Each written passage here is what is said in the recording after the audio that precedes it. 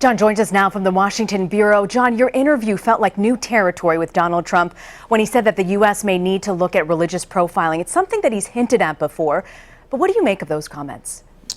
That's right. After the San Bernardino shooting, when he talked about targeting the families of Muslim or targeting terrorist families, he also said there might need to be profiling of Muslims. But he was pretty vague. Today, he went further, saying that it should be looked at, that it wasn't the worst thing, and that it had to be done because of the problems or the challenges that America faces. He talked about it in terms the conversation grew out of a conversation about the shooter in Orlando being able to buy lots of ammunition.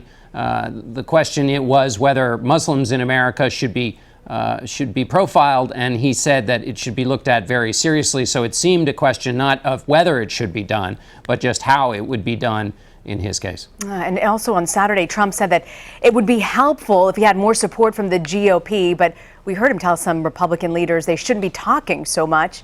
So where do things stand with Trump and the Republican Party?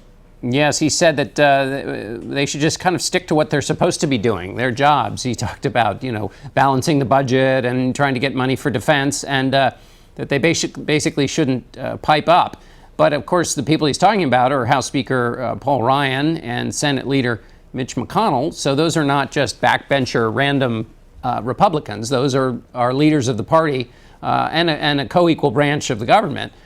So the telling them to just be quiet is really unprecedented in the history of modern politics. Yeah, it's been fascinating to watch the two of them go back and forth. Paul Ryan says that he won't pressure House Republicans to actually support Trump, but it sounds like unifying the party for him doesn't necessarily mean actually unifying around the nominee. It's a curious position. He has said that he's talked a lot about the issues he supports, and he thinks that supporting Donald Trump is the only way those issues are going to be passed. So that allows him to create some distance with Donald Trump and put his issues forward. But then by saying all Republicans should kind of vote their conscience, he's really not making the same pitch to them that he's making for his own behavior. Now, it would be a little odd for the House Speaker to order his members to do anything. Even on tough pieces of legislation, they're reluctant to do that because he'd rather have them get to it on their own. You only have a few times that you can kind of strong arm them. And even then, as we saw with John Boehner, that's not so easy to do.